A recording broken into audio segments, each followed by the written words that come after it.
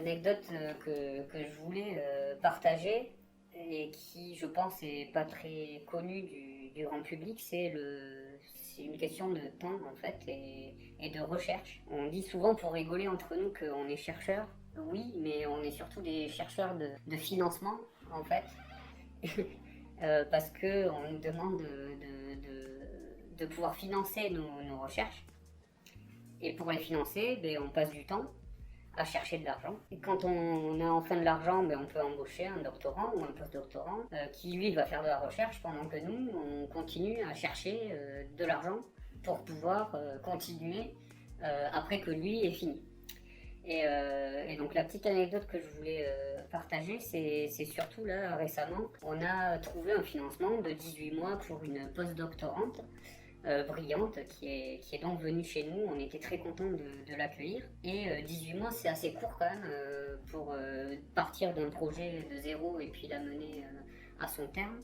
Et donc vu qu'elle est brillante, on vise à la mener au CNRS. On espère qu'elle soit recrutée pour venir travailler vraiment avec nous de manière pérenne.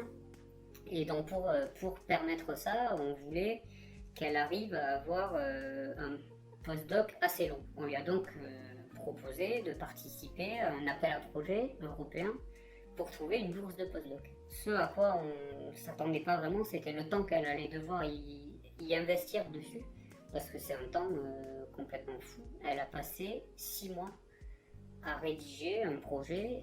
Voilà, la compétition est tellement énorme sur cet appel à projet qu'il y a 10% de réussite. Et donc si on veut avoir une chance d'être financé, bah voilà. On essaye de lire dans les lignes des appels à projet pour prendre notre recherche, la plier pour que ça rentre dans la bonne case, sauf qu'il n'y a pas de bonne case. C'est un jeu d'esprit hein, et c'est un coup à prendre. Au bout d'un moment, à force d'en rédiger des réponses à appel à projet, on sait faire. Mais c'est du temps où on fait pas de la recherche quoi. Donc on n'avance pas du tout.